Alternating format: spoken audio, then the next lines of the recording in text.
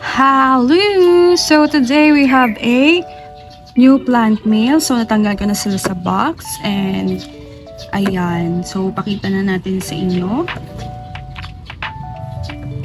Sino pa unahin natin? So ito.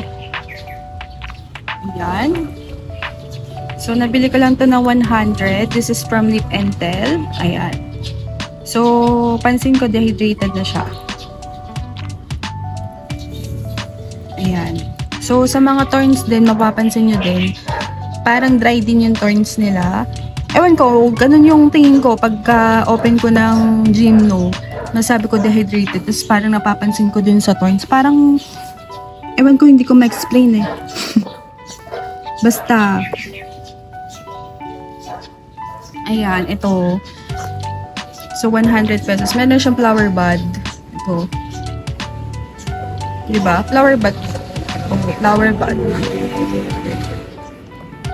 Then, ito, kabuto. So, meron siyang mga ganyan-ganyan. Asan ba? Yung ganito. Parang scar. Tapos, 75 pesos ko lang siya nabili. Para siya may mga scar. Tapos, may stain ng mga, tawag dito, fungicide. So, kasi pag may mga stain, pumapangit din yung plants. And, again, you have to assess for your astro kung dehydrated. And this one is dehydrated na po. Usually kasi, makikita mo yung astro mo na dehydrated dun sa kanilang pinaka-lower part. Dun sila, parang sa succulent, yung pinaka-bottom, yun yung natutuyot. So, ganun din sila. Usually, dito sa side na to, yung unang lumalabas na nagre-wrinkle, ganyan, nadi-deform. So, ayun. So, ito ay dehydrated. Natakaw kasi sa tubig yung astro. This is hybrid tea lines. Ayan. So, 100 pesos ko siya nabili. Ito, nakalimutan ko na. Flash ko na lang dyan yung pangalan. 2, 4, 6, 8, 10 ribs. Ayan, tinan yung stration nila. Diba? Habo. Ganda. Ito yung basta i-flash ko na lang dyan yung tawag dito? Yung ID. Pati yung price. Ayan, sige, lagay natin yung mga presyo. Then, I have the Shinshowa. Ayan, so 200 pesos siya. Parang same lang naman din sila nung nakukuha ko kay Joanne. Pero ewan ko, wala namang ID doon kay Ma'am Joanne. Pero ito, Shinshowa. Diba, na-flash ko na yung flower ni Shinshowa. Ayan.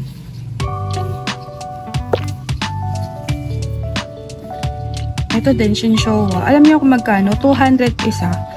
Ang mahal. Kasi yung nabili kong ganito sa Johannes, 300 anin.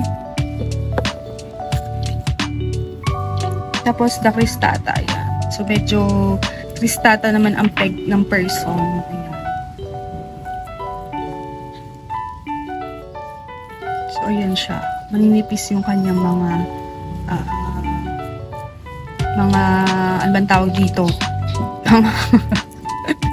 Mga tinik. Ano yung puti na yun? Baka fungicide or insecticide. Ayan. At tissue. Ayan yung kulay niya. Ayan siya. Diba? Love it! Ayan. So, total ko po dito is 1275 yata. Ayan. So, konti lang siya. Tapos, tagal ko na tong na-mine. O, October pa. Ngayon lang dumating. October, September, mga ganun. So, second time ordering ko na kala Ma'am Ea, Lip and Tell. Ayan. So, I bought a 9 pieces. 2, 4, 6. 2, 4, 6, 8. 8 pala. 8 pieces. Ayan. So, Ang papel ni ma'am, yung meron siyang maliit na, yung parang lagay na ID. Tapos nakalagay Lip Intel. Tapos may jelly ace yata. Galing ng ibang bansa. Ayun. So, ayan po ang aking plant nail today. So, abangan nyo ang ating pagtatanim sa susunod. Abangan nyo yan. Ano to? Ba't parang ano naman yun? Ay, ganun pala yung ano niya, yung air gills niya.